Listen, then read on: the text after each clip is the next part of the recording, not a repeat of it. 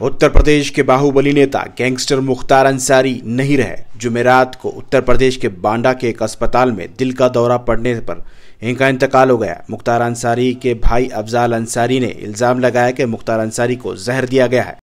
कुछ माह पहले मुख्तार अंसारी ने भी अदालत को यह खदशा जाहिर किया था कि इन्हें स्लो पॉइजन दिया जा रहा है।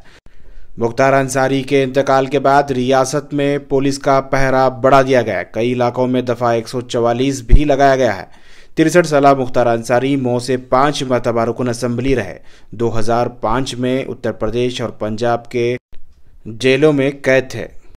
मुख्तार अंसारी के खिलाफ 60 से ज़्यादा मुकदमात दर्ज हैं। इन्हें 2022 में 8 केसों पर सज़ा सुनाई गई थी और बांडा के जेल में रखा गया था। मुख्तार अंसारी को पेट में दर्द होने पर बांडा के जेल से बांदा के अस्पताल भर्ती कराया गया था। आईसीयू में इन्हें भर्ती कराया गया था। तबीयत बेहतर होने के बाद इन्हें आईसीयू से बाहर लाया गया। फिर इन्हें हार्ट अटैक होने की खबर दी गई। आज उत्तर प्रदेश के कई इलाकों में दफा 144 लगाई गई है। जुमा होने की वजह से कई मस्जिदों के बाहर पुलिस का पहरा लगाया गया है।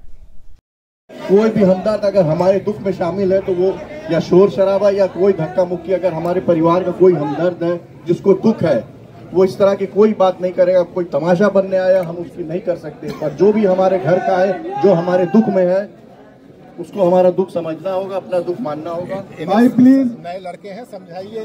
बाबू देखो, हम आप लोग से रिक्वेस्ट कर रहे हैं कि आप लोग हम लोग की बात मान जाइए।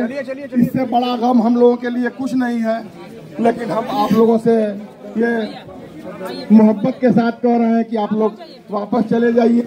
हम लोग कहना मान लीजिए, हम लोग की इज्जत रखिए। आप लोग तो फिर गलत हो जाएगा। कुछ नहीं कर सकते, मारिए। अच्छा,